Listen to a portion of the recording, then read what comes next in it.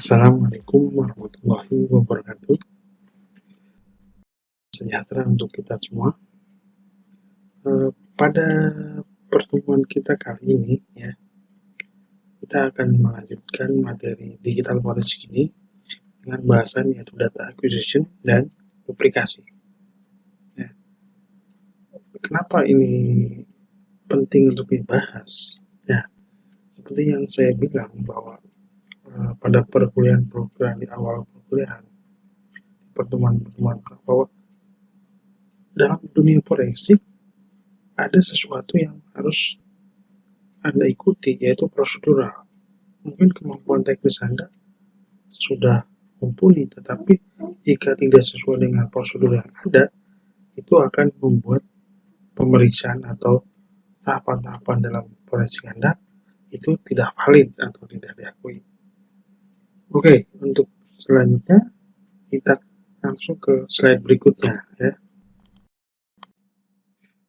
Baik, sebelum kita lebih jauh tentang data acquisition, kita bahas dulu apa pengertiannya, apa yang harus kita maknai, apa yang harus kita mengerti tentang data acquisition. Data acquisition is the use of established method to extract the electronically stored information from suspect computer or storage, yeah, to gain insight in the crime or an incident. Jadi maksudnya apa? Ini data acquisition ini digunakan untuk kita melakukan suatu metode, bagaimana metode untuk mengekstrak, menggali informasi secara elektronik, karena kita bicara digital forensik, ya, secara elektronik, informasi yang tersimpan. Jadi informasi yang tersimpan secara elektronik dari komputer suspek atau tersangka, ya, atau media penyimpanan, ya, yang akan memberikan suatu insight, wawasan, atau membuka suatu pencerahan dari sebuah tindakan kriminal atau insiden. Jadi nanti ada titik suatu titik pencerahan untuk mengungkapkan kasusnya. Nah, it is one of the most critical step of digital. Jadi ini memang salah satu tahap yang paling kritikal, ya, dalam digital forensik. Kenapa? Karena kalau di sininya salah, Anda itu barang bukti dan mungkin tidak bisa dijadikan suatu barang bukti yang valid yang akan menjadi suatu alat bukti yang bisa diterima di pengadilan, ya. Jadi di sini Anda sebagai seorang investigator seharusnya bisa memverifikasi, ya, keakuratan daripada data yang diambil dan bagaimana proses yang harusnya dilakukan yang auditable dan dapat acceptable dan dapat diterima di pengadilan secara menyeluruh. Ada dua tipe data akuisisi, ya. Yang pertama ada lab data acquisition. Ini biasanya kalau barang buktinya itu komputernya itu masih hidup, masih dalam powernya menyala. Ini akan melibatkan misalnya pengumpulan volatile information. Ingat volatile apa? Ya, volatile itu sesuatu yang kalau ada satu dayanya dia bisa tetap menyimpan informasi, tetapi kalau tidak ada satu dayanya akan hilang. Biasanya ini data-data yang ada di RAM atau di cache memory atau di register. Jadi ketika komputernya dalam keadaan hidup, ya tetap hidup, jangan dimatikan. Nah, yang kedua ada static data acquisition. Nah, ini akuisisi yang biasanya data yang sifatnya non volatile. Jadi kalau suatu dayanya dimatikan pun datanya masih ada. Contohnya di hard disk, ya. Nah, sepanjang saya berkecimpung di dunia forensik juga memang akuisisi static data acquisition ini yang sering saya lakukan banyak, yaitu di berupa media hadis biasanya ya. Baik, kita lanjutkan selanjutnya. Nah, baik, tadi saya sudah menyampaikan bahwa salah satu data adalah live data acquisition ya. Ada yang static, live data acquisition. Ya, contohnya kita mau mengekstraksi RAM. Jadi ini dalam keadaan komputer hidup berarti ya, bukan komputer mati. Sehingga ini bisa diambil datanya. Misalkan apa ya yang di RAM. Nah, ketika Anda ngetik password itu sudah ketangkep semua di RAM sebenarnya. Jadi mungkin bisa digali informasinya. As RAM and other volatile data are dynamic, jadi berubah-ubah. Collection of this information should be occurred in real time. Jadi pada saat yang itu juga ya, potential evidence may be lost or destroyed even by simply looking to file on running computer. Jadi ini ketika komputernya sudah di-shutdown ya mungkin datanya sudah hilang ya karena sifatnya volatile. Ya. Jadi data collection contamination is harder to control. Jadi bagaimana kita melindungi data dari jangan sampai terkontaminasi atau berubah gitu ya maksudnya di sini. Nah, jadi nanti juga volatile information assist in determining logical timeline of the security incident and the possible user responsible ya.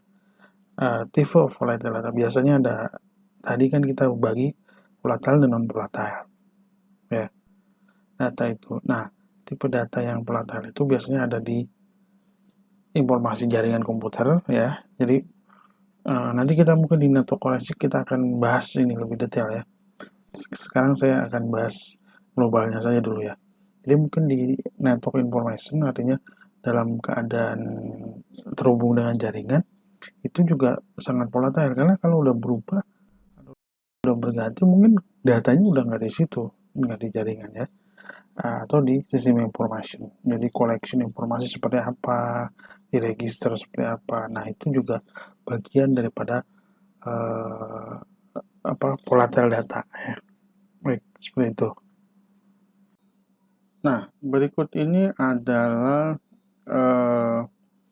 urutan dari tingkat volatilitas atau order of volatility ya. Jadi ketika kita mengumpulkan barang bukti, kita mengumpulkan seharusnya kita memproses mulai dari urutan-urutan yang paling volatil sampai yang kurang volatil. Nah, ini di sini ada urutan-urutannya dari nomor 1 yang paling volatil, register and cache, routing table, process table, kernel stasis, dan memory. Yang selanjutnya adalah temporary file system. Kemudian disk, termasuk hard disk atau media penyimpanan lainnya. Yang kelima adalah remote logging dan monitoring data yang relevan dengan sistem ya. Dalam nanti ada pertanyaan seperti apa dan bagaimana ya. Kemudian yang keenam adalah physical configuration dan topologi dari jaringan. Yang paling terakhir adalah archival media. Nah, itu kurang lebih ada urutan daripada volatilitas. Ada beberapa hal yang perlu diperhatikan dalam nanti mengumpulkan barang bukti, data collection ya. Di beberapa hal kesalahan yang terjadi dalam kita mengumpulkan data yang bersifat volatile. Jadi yang pertama mengasumsikan bahwa sebagian beberapa bagian ya suspicious mesin atau yang tersuspeknya mesinnya ya, barang buktinya gitu bisa handal gitu, artinya handal nanti ada lagi, tetap ada dan bisa digunakan. Padahal ini mungkin bisa memang digunakan tetapi trigger waktunya udah beda atau mungkin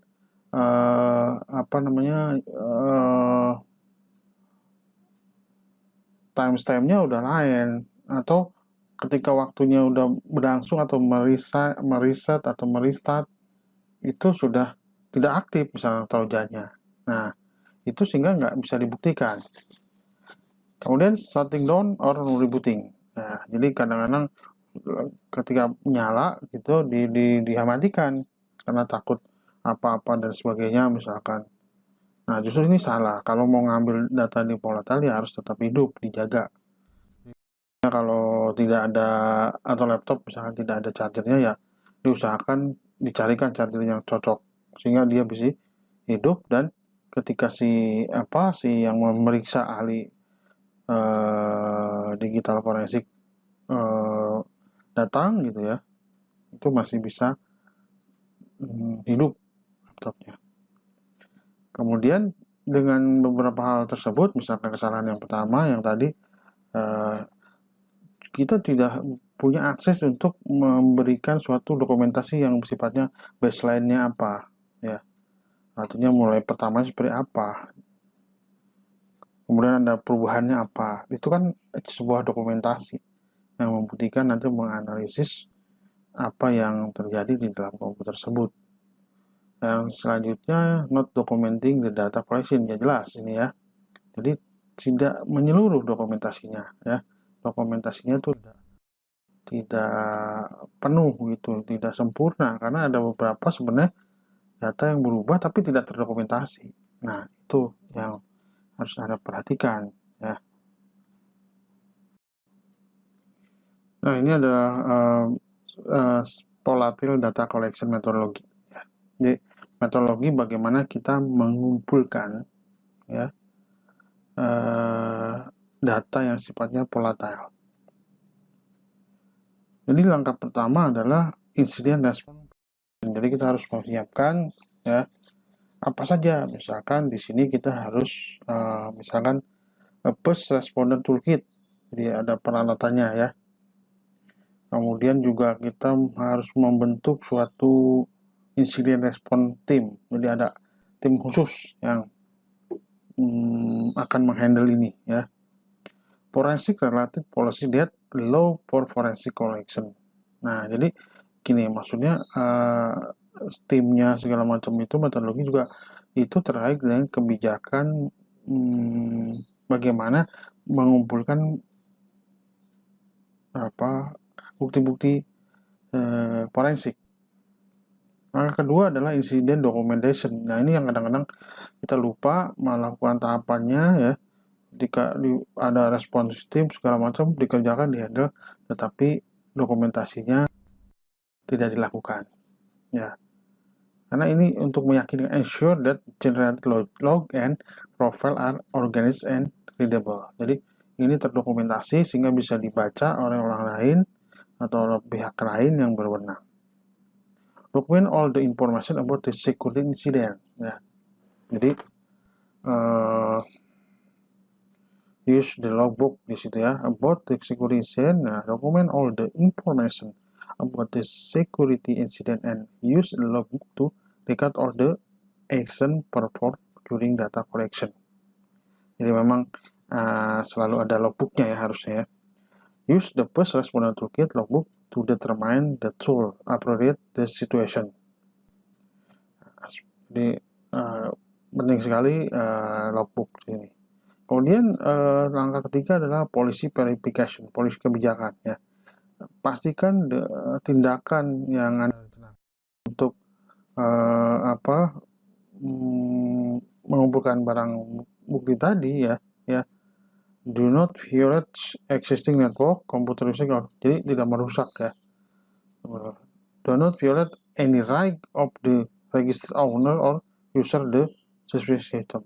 Jadi walaupun tersangka di komputernya ini komputer tersangka juga kita harus punya aturan bahwa jangan atau tidak boleh merusak misalkan aplikasi-aplikasi yang lainnya ya, karena itu sifatnya nanti merusak data, itu berarti nanti Anda bisa dikenakan pasal lagi ya. Nah, langkah selanjutnya langkah keempat. Jadi Anda mungkin mengira cuma 3 langkah. Ini banyak sekali di forensik itu, memang harus mengikuti step rule yang ada dan ya bersabar gitu ya. Volatile data collection strategi ini terkait dengan bagaimana strategi kita dalam mengkoleksi data yang sifatnya volatile. ini perlu suatu strategi sendiri, beda dengan mungkin yang non volatile. Karena kalau non volatile lebih mudah memang ya, karena datanya tidak hilang. Yang penting nanti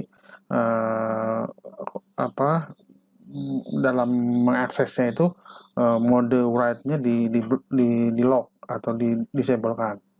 Nah, kalau ini di samping tadi seperti tadi harus disablekan dan di lock ya, kita harus menjaga satu dayanya jangan sampai mati, karena ketika mati berarti sudah ini misalnya di RAM ya data seperti ini. No two security incident will be the same. Jadi nggak ada biasanya yang sama persis.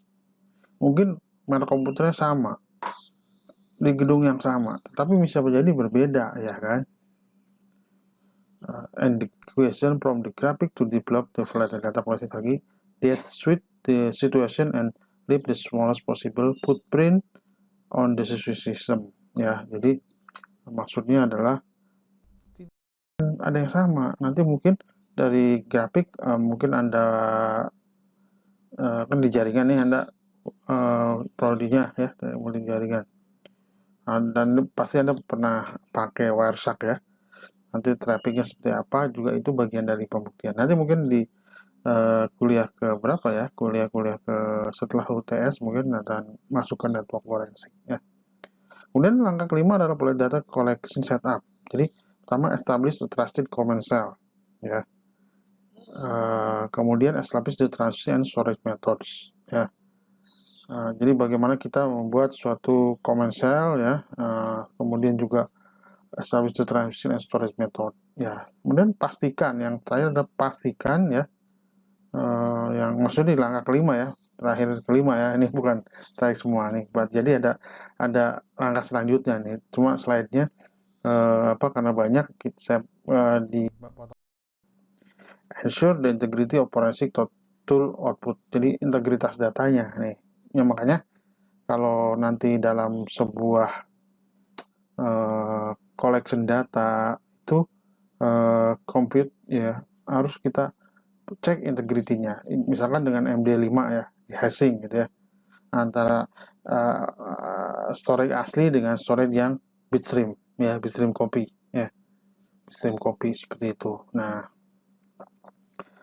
ya, jadi ini harus sama the integrity admissibility-nya. Selanjutnya langkah ke ya langkah ke berapa? Oke ya. Seperti itu kurang lebih ya.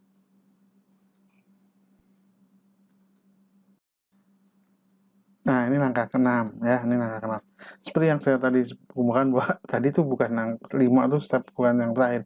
Tapi yang ke-6 adalah volatile data collection process.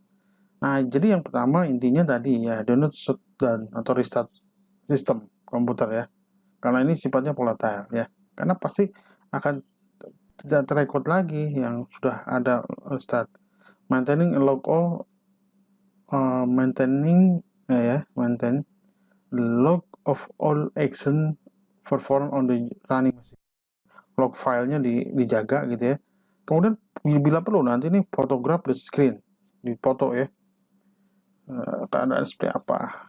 Karena mungkin screenshot juga ya boleh sih, tapi sebaiknya foto aja lah ya gitu ya. Identify the operating system running. Nah ya apa ini OS-nya pakai apa, karena kan nanti beda-beda ya, beda-beda sistem berarti sedikit berbeda dalam cara penanganannya ya. Not the system date, jadi tanggal ya, waktu, jam, history itu harus kita catat. Sebenarnya dalam forensik seperti itu dulu untuk awal pengumpulan data, nanti bisa dikembangkan. Jadi kadang-kadang kalau belum berpengalaman ya ini apa maksudnya, kok jam segini tanggal segini, ada apa kaitannya ya. Nanti kita di kuliah di pertemuan selanjutnya mungkin Anda secara bertahap Anda akan mengerti. Check the system for the use of whole disk or file encryption. Jadi semua di hard disknya atau other file encryption. Nanti di pertemuan kelima ada anti forensik nih, karena pelaku bisa jadi mengenkripsi, menghide dan segala macam ya. Kemudian do not use the administration utility on the compromised system during a investigation ya, and be cautious particular when running diagnosis. Jadi baiknya kita menggunakan tool kita sendiri. As you execute the forensic tool or command generate the date and time established to audit trail. Ya, jadi dump the RAM, ya RAM from the system. Ya, ini ada alatnya sebenarnya, ngedump RAM. Jadi lagi komputernya berjalan, dicolokin alatnya, terus apa yang ada di RAM itu di copy. Nah, ini bagus kalau punya peralatan ya. Ini mungkin mahal, saya aja nggak ada ya seperti ini. Karena biasanya jarang sekali saya melakukan pekerjaan forensik yang sifatnya volatile. Ini mah tim khusus kayak gini ya, yang kerjanya memang nggak ada kerjaan lain kecuali untuk digital forensik ya. Kemudian collect ya, order volatile operating system data ya. Kemudian tentukan evidence ya, seizure method ya. Ini bagaimana penyitaan, bagaimana ini tentu ya kita harus tahu ya. Ingat lagi di kuliah yang digital forensic investigation process, masih ingat di kuliah yang kedua atau ketiga ya, itu juga Anda pernah melihat ya. Kemudian complete full report documentation all step and the system taken. Nah itu ya kurang lebih. Nah baik, selanjutnya kalau tadi live data acquisition, maka sekarang kita bahas mengenai static data acquisition. Sebenarnya ini akan lebih mudah. Mungkin nanti saya coba akan praktekkan di video yang tersendiri ya, lebih kepada tutorial sifatnya. Jadi static data acquisition ini bagaimana mengakuisisi data ya, tidak unaltered, itu tidak ini ya, tidak ada yang berubah ya.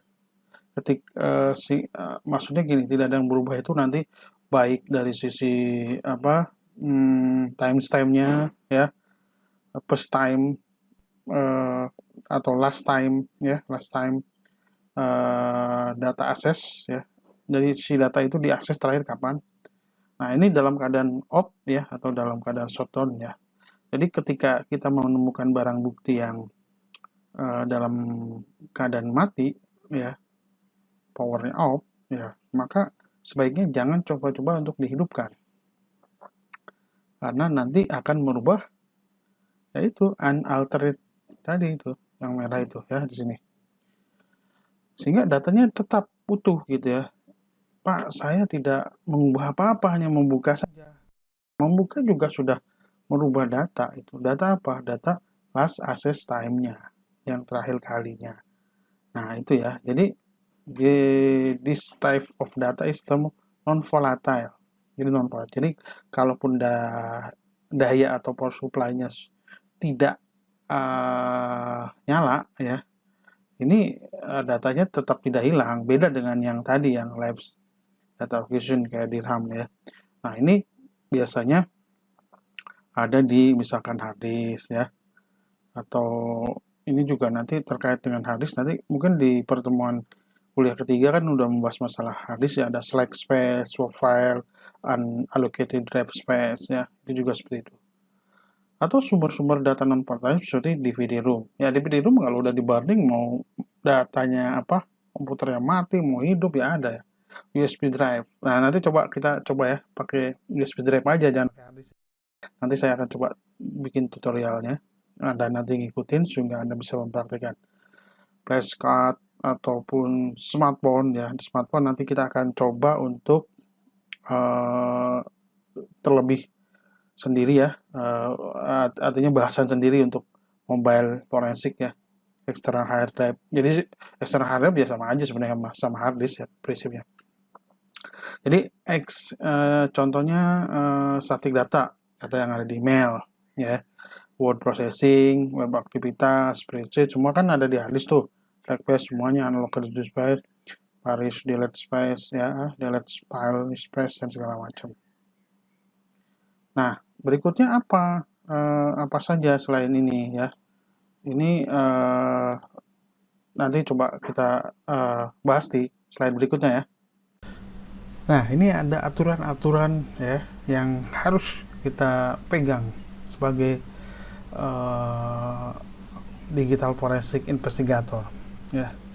Pertama, ini sangat saya tekankan sekali, yang merah ini ya, do not work on original digital evidence. Jadi Anda nggak boleh memeriksa atau menganalisa atau ya ngoprek-ngoprek lah bahasa Andanya ya, barang bukti yang aslinya. Mungkin pertanyaannya, Pak, gimana kok nggak boleh buku yang asli, sementara kan harus barang bukti itu harus otentik. Nah, inilah betul ya, dalam digital forensik memang kita pengertian asli itu tidak selalu sama dengan dunia realnya ya. They work on the bitstream image of a suspicious drive or file to view the static data. Caranya gimana? Jadi kita selanjutnya ada produce two copies of the original media ya. Paling nggak Anda punya satu kopi. Jadi the first is the working copy to be used for analysis. The second is library atau counter copy that store is disclosure purpose of the event that's working copy get corrupt. Jadi yang kedua itu sebenarnya jaga-jaga lagi ya, kalau memang ada corrupt file dan sebagainya. Tapi minimal ya Anda kerja itu minimal gini, nggak bisa di copy lah ya, walaupun mungkin satu kopiannya. Jadi tidak boleh sekali-kali pun Anda ada barang bukti misalnya, terus langsung buka di file atau dibuka di Windows Explorer, di koprek-koprek apa ada file-filenya, coba ada yang hidden segala macam. Itu pasti Anda gagal menjadi seorang investigator. Dan celakanya Anda bisa kena pasal malah. Ini apa pasalnya? Merubah barang bukti atau merusak barang bukti ya. Mungkin bingung, Pak, saya nggak ada niatan untuk merubah barang bukti, saya cuma membantu pihak yang berwajib gitu. Betul mau niatan seperti itu, tapi ketika Anda buka di Windows Explorer atau apa, itu Anda sudah merubah barang bukti. Pak, enggak, saya cuma ngelihat doang. Ngelihat doang itu apa? Berarti ada last access time yang Anda rubah. Nah, ini makanya penting sekali sebelum masuk ke teknis banget, kita harus memegang ini aturan ini. If performing a drive to imaging, use clean media to copy to shrink wrap new drive. Maksudnya apa? Nah, saya biasanya mungkin ada pertanyaan di Anda, ada salah satu mahasiswa yang nanya, Pak, boleh nggak itu kopiannya itu hadisnya bekas, kan kita udah format ulang. Boleh aja sih, tapi kalau saya saranin kalau bisa ya yang baru aja lah. Kalau saya selama ini melakukan atau dalam pengalaman saya membantu kepolisian ya, itu saya selalu minta yang baru, karena kan dia juga pasti menyediakan sarananya ya untuk kepentingan dia juga. Karena dengan yang baru tuh saya nggak perlu ada takut ada kecampur dengan file yang lama terrecover segala macam ya. Nah, kalau ada satu duplikasi of original media is done, artinya udah Anda buat ya, nanti kita praktekkan ya, membuat ya. Maka itu harus dicek verifikasi ya, integrate kopinya sama nggak dengan original. Nah, ini harus dicek dengan yang namanya hashing lah, MD5 ya gitu, SHA-nya sama nggak, sama kayak gitu ya. Itu jadi cara satu cara. Kalau nggak sama ya berarti Anda harus bitstream copy lagi, harus copy lagi bitstream copy ya. Nanti saya tidak membilang itu kayak copy di Windows Explorer gitu ya, copy folder dan segala macam, bukan ya. Ada tekniknya. Nanti mungkin setelah akan dibuat panduan praktiknya sendiri. Oke. Saya rasa nanti kita langsung ke slide berikutnya. Oke, mengapa kita harus membuat duplikat image? Jadi di image ya, kayak semacam dibikin ISO lah kalau saya simpelkan, walaupun itu tidak persis sama ya. Di komputer atau media is crime scene ya. Di komputer atau media itu yang di TKP, and it should be protected to ensure that the evidence not contaminated. Jadi tidak akan berubah, tidak terkontaminasi. Maksudnya terkontaminasi itu datanya tidak berubah ya. Nah, adapun bagaimana cara membuat duplikat, ya kurang lebih seperti ini ya. Nanti akan saya detailkan sih ya.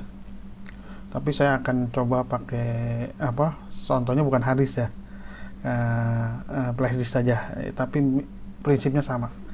Kalau saya pakai hard disk, mungkin Anda akan melihat tutorial 4 jam soalnya. Untuk bitstream copy hard disk yang sekitar 1 tera, 1 tera tuh nggak penuh, maksudnya yang cuma isinya 700-600 GB gitu ya kan. 1 tera biasanya belum penuh juga. Itu memakan waktu bitstream copy sekitar 4 jam ya. Makanya beda dengan copy biasa ini karena bit by bit ya. Nah, di sini yang pertama preserve the original evidence. Jadi siapkan ya barang bukti yang originalnya, hard disk atau apa ya. Prevent inadvertent alteration. Jadi jangan sampai ada yang berubah selama pemeriksaan ini ya. Kemudian kita bikin duplikat image-nya. Evidence can be duplicate with no degradation from copy to copy. Jadi nggak ada degradasi atau tidak ada penurunan kualitas, sama ini persis ya. Oke, seperti itu. Baik, selanjutnya coba saya jelaskan untuk slide berikutnya. Nah, ini di sebelah sini bisa dilihat ya, sebelah sini itu perbedaan antara bitstream image atau bitstream copy dengan backup. Jadi tadi saya mau bilang kan seperti cloning, tapi sebenarnya bukan ya. Tapi itu memudahkan Anda aja di tahap awal ya. Jadi sebenarnya bitstream image itu beda dengan backup pun beda ya. Dimana bitstream image itu atau bitstream copy ya itu dia ngopinya bit by bit ya. Jadi nggak gelondongan gitu ya.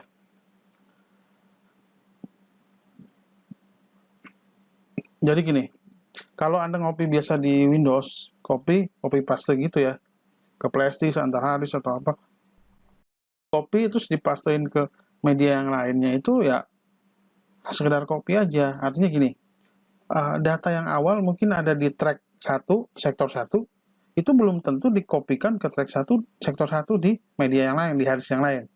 Atau di flash disk atau sama-sama hard disk. Hard disk di laptop Anda, kemudian Anda kopikan ke hard disk eksternal misalnya.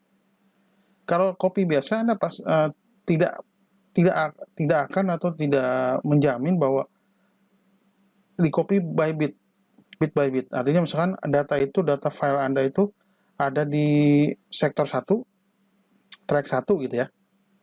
Terus dikopikan ke eksternal hard disk.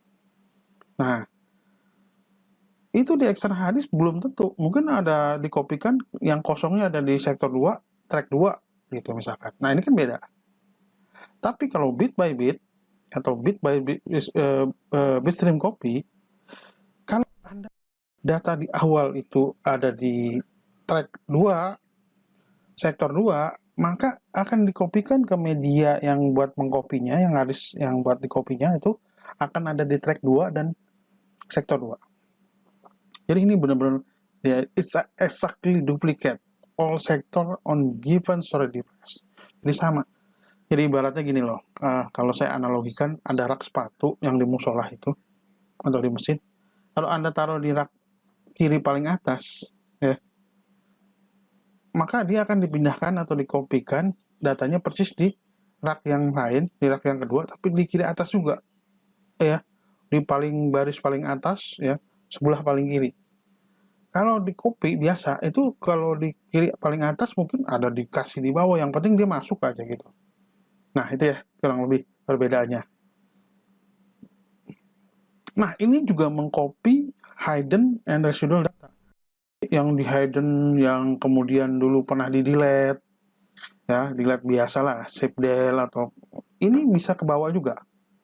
Beda dengan copy atau cloning pun nggak membawa itu, ya. Nah makanya ini kadang-kadang saya pernah ada kasus hard disknya cuma berapa ya, 500 giga ya, atau saya lupa 1 tera lah. Pada waktu itu kalau nggak salah SSD ya, berarti 500-an atau 240 ya. Tapi hard disk ini digunakan sudah 4 tahun di laptop itu. Di laptop tersangka ya. Ini di Polda Jabar. Nah, ini kan saya meminta hard disk untuk Bitsim Copy yang baru itu 1 tera. Ya cuma 240 gitu, ini 1 tera ya jauh banget gitu ya. Maksudnya besi kosongnya. Itu logika. Saya pun begitu. Tapi kenyataannya ketika saya coba Bitstream Copy itu gagal. Saya coba ulangi, mungkin ada salah dan sebagainya. Itu gagal lagi sampai 3 kali. Sampai suatu saat saya berpikir, ini kenapa? Ada masalah apa? Padahal ini cuma 240 SSD. Saya backup ke 1 tera harddisk biasa ya, harddisk magnetic ya. Jadi kalau SSD pun ke harddisk biasa boleh aja. Yang penting kalau saya biasanya kosong. Jangan harddisk bekas, nanti sulit. Nah, ini akhirnya suatu saat saya berpikir bahwa saya harus membeli harddisk yang 2 tera ataupun 4 tera gitu ya. Pada waktu itu saya membeli akhirnya yang 3 tera. Nah, ternyata ketika di Bitstream Copy dengan harddisk yang 3 tera, apa yang terjadi? Itu berhasil. Seperti dugaan saya bahwa nah, ini harus kita dalam forensik itu kita punya wawasan yang luas tentang hardware komputer, tidak hanya secara ilmu forensiknya saja ya, hardware komputer ya. Ini akan membuat kita bekerja lebih variatif, maksudnya lebih luas analisanya. Sehingga saya menganalisis itu, saya karena pengetahuan saya tentang hidden dan resultant data dalam Bitstream Copy keangkat, dan kemungkinan karena ini 4 tahun, harddisk ini udah digunakan di laptop 4 tahun, kemungkinan kan dengan harddisk 240 pasti ada yang di delete, nanti copy lagi, delete lagi, seperti itu ya. Sehingga akhirnya saya berpikir, wah ini harus lebih dari 1 tera, pakai 3 tera. Tadinya saya mau pakai 4 tera, ternyata 3 tera benar. Datanya banyak dan berhasil. Dan di situ saya mulai menemukan bukti-bukti ya, clue-clue bukti ya. Backup itu ya slash reduce itu tidak terindeks ya. Backup di WC-nya tidak mengcapture atau mengambil data modify timestamp data ya dalam timeline mereka. Nah, itu kira-kira begitu ya. Oke, nanti kita Bitstream Copy lah ya.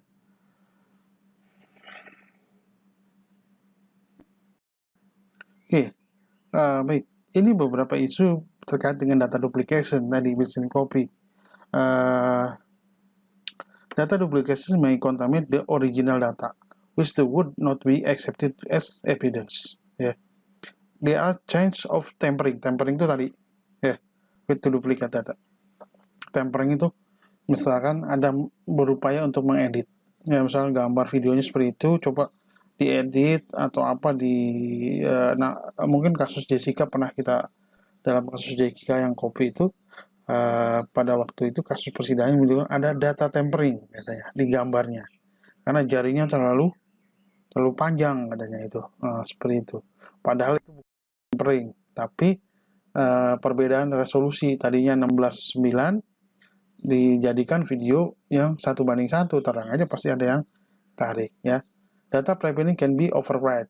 Jadi di sini intinya adalah ya, bagaimana kita coba melindungi original evidence ya.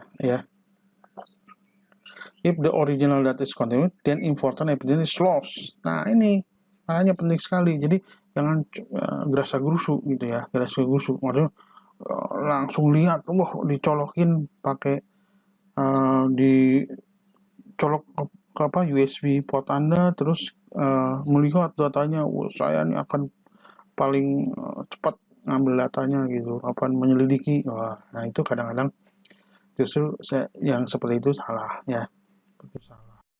Jadi dalam dunia digital forensik memang diperlukan kehati-hatian, bekerja tidak gerasa-gerusu, tapi bukan berarti lelet atau hambat ya, tetapi kita harus sesuai prosedur. Nah ini yang perlu kita jaga ya, seperti itu. Nah, berikut ini langkah-langkah apa saja yang harus kita lakukan untuk membuat data acquisition dan duplikasi ya. Langkah-langkah yang pertama, kita menyiapkan chain of custody dokumen. Artinya Ingat, dalam suatu proses di perkuliahan kita yang kedua itu mengenai investigation proses di digital forensik, yang paling penting adalah mendokumentasikan, ya. Prepare chain of custody. Jadi chain of custody itu tuh suatu dokumen, suatu rangkaian, ya. Chain kan rantai, tahapan-tahapan, ya, dokumen untuk apa kita melakukan pemeriksaan. Jadi penting sekali dokumentasi catatan-catatan itu. Yang kedua, enable write protection. Nah, jadi nanti kalau kita mau mendapatkan barang bukti digitalnya seperti hadis, kita masukkan, tapi sebelum kita masukkan ke port USB misalkan gitu ya, itu kita harus mengenablekan write protectionnya. Artinya mode writingnya kita disablekan. Jadi komputernya itu nggak bisa mau write data di hard disk, hanya bisa read aja.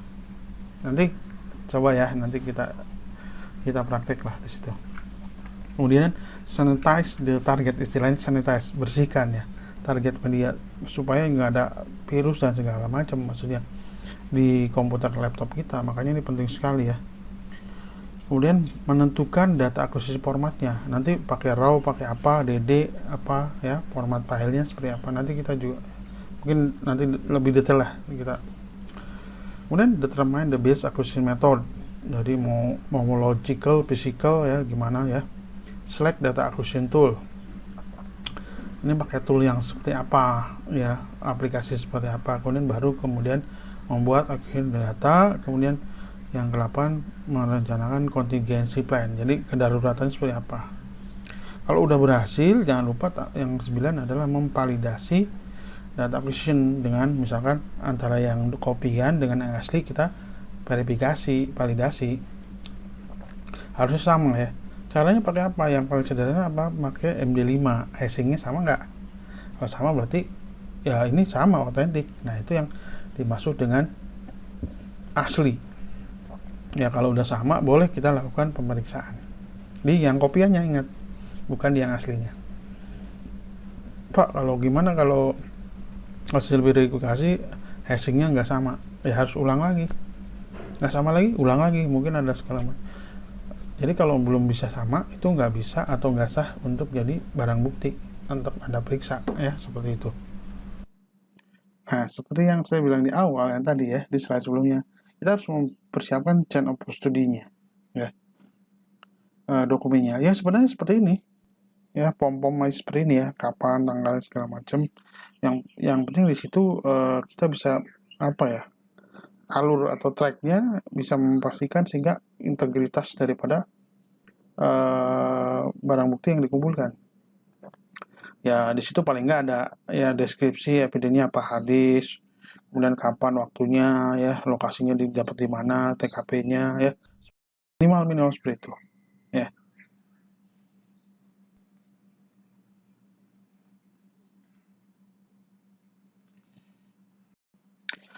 Nah, selanjutnya ya tadi, setelah itu seperti yang tadi saya katakan, ini harus mengenablekan write protection atau mengaktifkan write protectionnya pada digital apa, pada misalkan Anda periksa di laptop, maka write protectionnya diaktifkan ya, di-enablekan. Ini sebenarnya ada dua, ada pakai software, ada pakai hardware ya. Pakai hardware tinggal Anda beli dongle-nya, terus harganya sih hanya $1.000 lah ya. Hanya Pak, gitu lah. Iya, makanya saya kadang-kadang dalam selama ini memeriksa ya pakai yang software aja. Nah, saya kasih juga ya. Jadi Anda nggak rugi ikut kuliah nih. Nah, jadi di sini apa? Kita juga ya tadi harus protect original evidence. Jadi write protection-nya kita aktifkan sehingga tidak bisa menulis ke media atau hard disk yang aslinya, originalnya ya. Tidak membaca, hanya read aja. Ya, kemudian Anda bisa cek ya si RC usingnya pakai MD5, pakai SH1, SH2 ya. Nah, di situ kan write blocker is hardware, device or software. Nah, saya makanya tadi bilang ada software, ada hardware. It's block write command ya, jadi hanya read only saja. Kalau Anda pakai hardware, ya install web blocker device-nya, boot system, kemudian periksa. Kalau software, ya sama sih, boot system, aktifkan web protection-nya. Nanti kita akan praktekkan yang ini, yang pakai software ya. Yang pakai hardware mahal soalnya. Ya, seperti itu. Nah, ya, jadi kemudian kita juga menentukan apa yang namanya data acquisition format. Ya, ada raw format, nanti ada proprietary format, ada S1 format ya. Jadi kita bisa nanti menentukan di mana ya format data yang akan dijadikan image stream copy ya, seperti apa gitu. Karena bisa jadi gini nih, ada format yang bisa dibaca oleh beberapa aplikasi tool untuk imaging bit by stream. Ada yang hanya satu data itu hanya untuk satu aplikasi tertentu saja ya. Ada yang makanya kita gunakan yang sebaiknya yang umum gitu ya. Nah, setelah itu kita juga harus menentukan metodenya seperti apa. Ada yang bitstream disk to image, jadi saya bikin image-nya ya, mungkin Anda tahu ya, kayak ISO gitu, semacam itu. Saya nggak bilang itu sama persis dengan ISO, tapi semacam ISO lah kayak gitu kalau dalam menduplikasi atau membackup data ya. Jadi biasanya ini yang dilakukan. Nah, banyak kan seperti ini karena biasanya apa ya, ini juga misalkan harddisknya terlalu besar gitu, nggak ada, jadi bikin image dulu ya. Biasanya seperti ini banyak dilakukan. Saya pun juga membuat seperti ini ya. Jadi ini bisa, karena enak dengan begini, bisa membuat ketika dapat satu image bisa di copy lagi ya. Jadi seperti misalkan aplikasinya ProDiscover, Ncase ya, FTK ya. Nanti kita akan praktekkan dengan FTK Imager ya. Ncase ini berbayar ya. The Slate Kit ya, ini aplikasi tadinya dari Linux ya. Ini gratis ya. Wire Forensic juga yang versi ininya berbayar yang lengkapnya ya. Jadi ini bisa membuat disk to image file. Kita coba nanti praktekkan pakai FTK Imager ya. Atau nanti kalau praktek yang berikutnya mungkin saya akan bagikan ProDiscover yang sebenarnya ini berbayar ya. Untuk Anda ya saya share lah, nggak apa-apa ya. Karena kalau sengaja beli itu sekitar berapa ya, 50 atau 80 dolar lah ya. Kemudian bitstream disk to disk. Nah ini yang saya juga sering pakai juga ini. Kadang-kadang jadi langsung kalau kita udah dapat harddisknya yang baru gitu, ya udah copy disk to disk aja. Nah biasanya ada Symantec ya, seperti ini juga yang Go Solution itu. Tapi ini bukan bit by bit sebenarnya. Di aplikasi FTK juga langsung bisa pakai, atau di ProDiscover atau di Autopsy itu pengembangan dari SlateKit ya. Ini sama nih. Jadi this program can alter the target disk geometry, its head, cylinder, and track configuration. Jadi sama ya, seperti ini sama. Oke, seperti itu.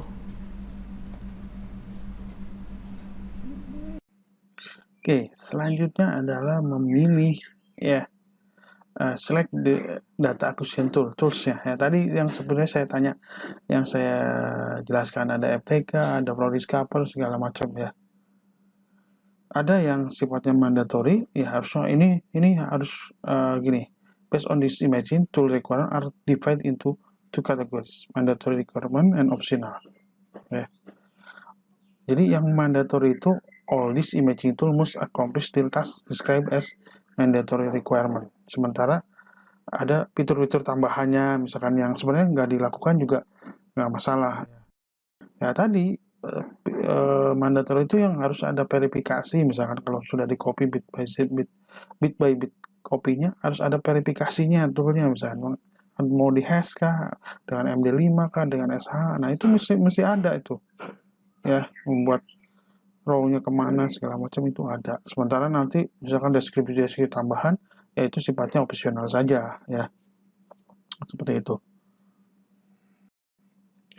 Ya, untuk yang opsionalnya ya misalkan compute hash value, complete bitstream copy ya, jadi from image file source dari mana tempatnya, yang originalnya ya, yang mana kopiannya, time-nya, creation-nya segala macam ya. Seperti itu. Jadi tambahan. Jadi hash value-nya tuh dihasilkan kapan, tanggal berapa, jam berapa gitu. Di komputer mana, eh, folder mana itu. Jadi tapi hash value-nya jadi sebuah yang mandatory, tapi tambahan tentang data hash value-nya itu sebuah opsional ya. Jadi begitu ya, jangan sampai keliru.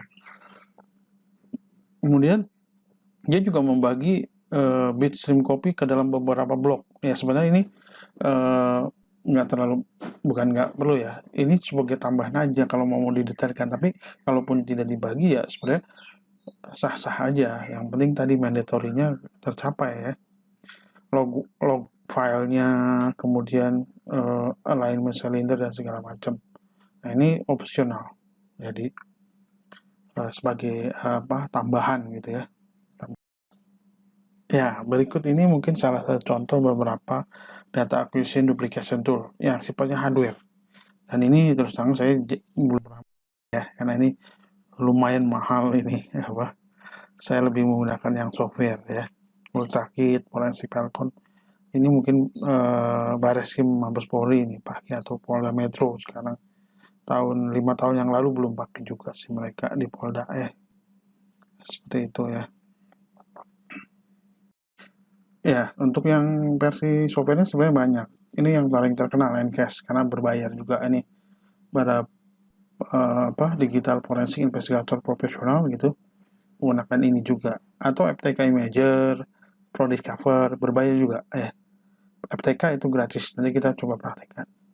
ProDiscover juga berbayar, tapi nanti saya coba ya demokan ke Anda, atau Anda mungkin saya kasih juga ya softwarenya ya, toolsnya. Jadi beruntung sih sebenarnya ikut kuliah ini dapat yang free ya, walaupun Anda kalau cari itu berbayar sih pasti. Oke. Seperti itu ya. Nah, jadi ini untuk Linux standar tool. Maksudnya kita memakai OS-nya Linux untuk memeriksa ya, mengeksaminasi barang bukti. Jadi bukan barang buktinya ternyata di dalamnya OS-nya Linux terus diperiksa harus pakai ini, enggak. Jadi ini kalau Anda yang menggunakan Linux bisa juga nanti format untuk file raw format kayak tadinya itu ya, ada DD, DCF, LDD gitu ya. Saya jarang memakai juga sih. Nah, nanti juga bisa menggunakan ya bitstream is-to disk copy ya, is-to image file, block to block copy ya. Jadi DD command ya di command Linux ya, ini sama juga dengan yang tadi TK Imager ya, mengcopy data from any disk ya, daemon ya, aksesnya mungkin nanti jadi saya tadi bilang bahwa seperti FTK ya, atau nanti Ncash ya, seperti itu, image file, DD file juga sama ya. Nah ini kalau kita mengakuisisi data di Windows pakai FTK Imager. Nanti yang yang akan saya bikin tutorial atau Anda praktekkan ya, dengan saya akan pendekatan tutorial untuk memakai bagaimana FTK Imager untuk mengakuisisi data di Windows. Aplikasinya nanti akan saya share lewat Google Drive saya. Nanti Anda bisa install dulu, kemudian Anda coba ya, Anda praktekkan.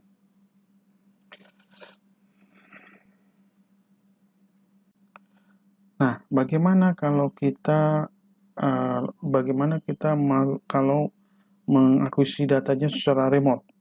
Ya, sebenarnya bisa aja dengan sistem operasi komputer yang sekarang lebih banyak jaringan ya.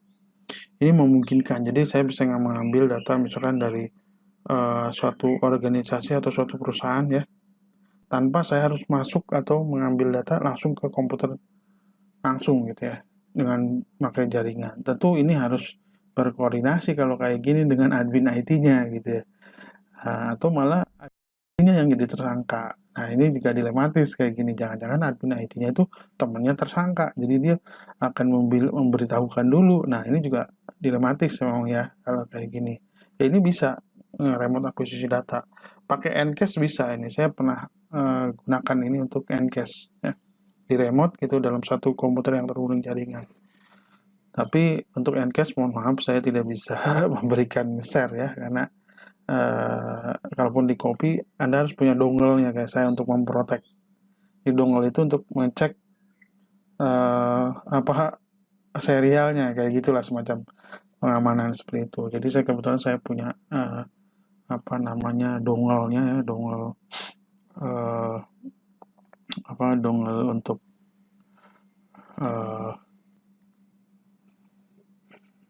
nah jadi dongle-nya itu seperti ini ya, seperti ini kayak flashdisk kan ya, kayak flashdisk. Tapi kalau Anda masukkan ini nggak ada kayak dicek di misalnya Windows Explorer itu nggak ada datanya. Tapi kalau saya sudah menginstal aplikasinya kemudian dicolokin ke sini maka aplikasinya akan aktif. Jadi kalau tanpa ini ya dicolokin dimasukkan ke port USB Anda, aplikasinya nggak akan aktif ya. Ini dongle-nya untuk Ncash data acquisition ya dari Garden ini versi 7 ya. Dulu ada promo nih saya sekitar 2,5 juta ya. Nah, itu promo karena ada versi 8-nya gitu ya. Jadi itu promo, kalau nggak promo ya lumayan lah ya. Sekitar 4,5 kalau nggak salah.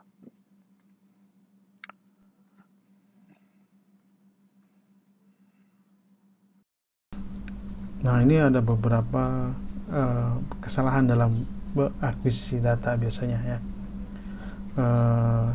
Ya, investigator may commit some common mistake ketika ia mengoleksi data dari sistem yang kemudian bisa juga ada beberapa hal yang hilang padahal itu adalah sebuah critical evidence ya. Biasanya ini dia salah memilih resolusi daripada data acquisition-nya, kemudian juga ya salah memilih kabel tekniknya ya, cablingnya. Saya juga pernah ya ketika memberi diberitahukan bahwa akan ke sebuah TKP gitu ya, barang bukti gitu ya, untuk penyitaan barang bukti, dan kemudian saya harus namanya incident handler lah ya kayak gitu, harus memeriksa barang bukti itu langsung gitu ya, secepat mungkin panggil. Kemudian saya sudah siapkan kabel-kabel koneksi ya, kabel SATA dan segala macam lah seperti itu ya. Tiba-tiba apa yang terjadi di sana, mungkin komputernya lama, harddisknya yang masih IDE 40 pin, saya tidak membawa, sehingga itu tidak bisa langsung dikerjakan, dieksekusi di tempat. Jadi harus ya untungnya ada surat penyitaan, jadi itu bisa dibawa barang buktinya dibawa ke Polda Metro Jaya gitu ya, Subdit Kriminal Khusus ya. Maksud saya bukan Subdit ya, Direktorat Kriminal Khusus, Direktorat Reserse Kriminal Khusus ya tepatnya. Dan baru di sana kita ambil, terus kita sediakan atau kita ambil kabel harddisk yang sesuai ya. Kemudian tidak cukup waktu untuk mengembangkan ya, karena biasanya mepet gitu ya, karena dalam pemeriksaan kayak gini dikejar oleh waktu ya. Kemudian ya making the wrong connection, salah nyolok gitu ya sana. Ini fatal juga sih memang. Poor knowledge of instrument, jadi instrumen-instrumen yang ada dia nggak tahu ini alat ukur apa segala macam. Nah seperti itu kurang lebih. Nah kita juga harus merencanakan plan kontingensinya, artinya sebuah kedaruratan ya. Speculator must make contingency plan in the case hardware or software do not work. Nggak kerja, ini seperti apa gitu ya. Makanya ada first copy of digital evidence, ada second copy digital evidence. Walaupun kadang-kadang saya sempat juga nggak bikin second copy digital evidence ya. Nah, di sini perlu ya at least ya, the investigator need to make at least 2 image of digital evidence collected ya. Jadi kalau ada korup segala macam, karena gini ya, kalau saya ada korup ya saya bisa, kalau barang buktinya masih ada di saya, itu bisa saya imaging lagi ulang gitu. Kecuali memang ada hal-hal yang cepat ya sifatnya. Saya juga pernah malam itu juga, atau hari itu saya nggak boleh keluar kota, harus di situ, nggak boleh, kebetulan ini kasusnya di luar kota ya, saya nggak boleh balik ke Jakarta misalnya, dan pada waktu itu harus juga saya harus bisa membitstream kopi ya yang 4 jam tadi itu kan lumayan tuh ya. Jadi saya baru kembali ke Jakarta besok pagi. Nah, ini juga memerlukan kopi yang banyak nih, maksudnya nggak hanya satu. Kalau saya udah di Jakarta dianalisa terus ada korup, kan nggak mungkin saya misalkan pada waktu itu ada di kasusnya di Bandung ya. Jadi nggak mungkin ya. Sementara mungkin harddisknya sudah bukan pada saya lagi gitu ya. Nah, jadi harddisk data akuisisi kemudian ada juga imaging tool. If you process more than one imaging tool, misalnya Anda pakai ProDiscover, FTK, saya kadang-kadang kalau ada yang gagal biasanya coba pakai aplikasi yang lain. Misalnya FTK gagal karena saya punya ProDiscover yang berbayar gitu ya, pakai ProDiscover atau pakai Autopsy ya. Autopsy versi Linux itu juga gratis ya. Ya, cobalah seperti itu, kurang lebih seperti itu ya teknik-teknik yang digunakannya. Ya, nah berikutnya adalah bagaimana kita memvalidasi dari akuisisi data ini. Jadi dalam digital evidence validation ya, di sini harus melibatkan termasuk ini hashing algoritma ya, binary hexadecimal number. The unique number is related to digital fingerprint ya, sini. Jadi kalau sama, hash value are unique. If two file have the same hash value, jadi kalau dua-duanya punya nilai hash yang sama, berarti keduanya ini ada 100% identik. Dan ini misalkan filenya beda ya. Contohnya gini, ada file image yang misalkan misalkan file video ya, namanya satu Gisel 17 detik gitu. Yang satunya file video dengan nama misalkan nama file misalkan tes video gitu ya. Padahal sebenarnya filenya sama, file yang aslinya sebenarnya Gisel 17 detik gitu ya. Sementara yang satunya tes video itu sebenarnya file videonya Gisel 17 detik, tetapi di rename gitu ya. Ketika di hash file itu sama ternyata filenya, sama persis. Nah, itu sama pasti filenya, walaupun di rename ya. Jadi dalam forensik nge-rename itu nggak bakal menghilangkan jejak banyak ya. Oke, seperti itu. Nah, di Windows memang Windows nggak membuild hashing algorithm tool ya untuk komputer klasik, tidak seperti di Linux ya. Tapi dia di Windows juga nanti kita pakai, makanya third party program kayak FTK, NCAS yang seperti ini ya di bawah ini. Jadi komputer ada third party utility-nya, contohnya NCAS atau FTK. Nanti ada hashing algoritmnya. Jadi kalau memang nanti tadi validasinya sama ya, nilai uniknya sama ya, berarti itu benar-benar match ya, sama. Berarti ini boleh digunakan untuk proses selanjutnya. Ini baru masalah bitstream copy ya, belum ke analisis ya, belum ke eksaminasi pemeriksaan dan segala macam. Baru langkah awal. Langkah selanjutnya mungkin Anda ikutin kuliah-kuliah saya selanjutnya ya, berikutnya. Nanti kalau di gambar bagaimana, di image bagaimana, kalau di email seperti apa ya tekniknya. Kan ini baru di bagaimana kita mengakuisisi data untuk mencari digital evidence-nya, barang bukti digitalnya sebagai clue di pengadilan misalnya. Nah, kurang lebih seperti itu. Nah, oke ya. Jadi ini adalah best practice daripada acquisition data. Ini yang pertama adalah bagaimana kita permit only authorized personnel to access. Artinya di sini kita memang orang-orang yang diberi otoritas untuk mengakses barang bukti tersebut. Baik itu dari ada semacam surat permintaan dari kepolisian ataupun ya kalaupun investigasi ini swasta ya, ada surat perintahnya gitu ya, atau surat permintaannya, sehingga nanti kita tidak jadi bumerang buat kita. Kemudian do not turn the system on if is off. Artinya kalau komputernya dalam keadaan hidup atau barang bukti yang ini, biarkan, jangan dinyalakan. Atau kebalikannya, kalau dalam keadaan off ya, atau keadaan on, jangan dimatikan. Mungkin bisa live acquisition. Kemudian maintain list individual involved. Jadi kita catat juga orang-orang apa aja yang terlibat dalam pencarian ini, yang siapa yang bantu. Kemudian place all the magnetic media in the anti-static package. Jadi ada anti-static, gelang anti-static, terus tahu ngambil itu ya. Cuma ada beberapa hal barang bukti yang sensitif ya dengan listrik statik.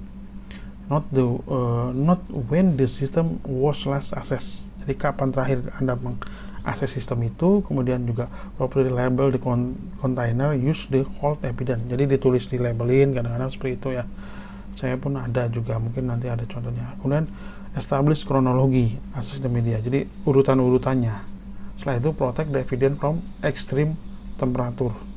Jadi takut kepanasan yang berlebihan atau kedinginan sehingga ininya beku dan segala macam ya. Mungkin di sini enggak ya, tapi biasanya di sini di Indonesia adalah terlalu panas gitu sehingga nanti ada bermasalah ya, seperti itu. Nah, ini lanjutan daripada tadi. Jadi pertama adalah pastikan bahwa chain of custody ini terproteksi ya. Kemudian tidak ada manipulasi ya dalam live sistemnya, atau memeriksa ya semua peripheralnya, printer, WAP dan segala macam, karena mungkin ada hubungannya ya. Record model serial numbernya, ini chain of custody semua ini ya. Secure the scene by professional. Save data from current application. Jadi jangan ada virus yang masuk ke situ. Tadi makanya perlu Anda red protectionnya ya. Jadi record all activity window or cell session. Nah, kira-kira itu yang mungkin dalam hal ini, dalam materi data acquisition dan duplication yang perlu saya sampaikan ya. Untuk membuat pemahaman Anda lebih jelas, mungkin nanti saya akan buat satu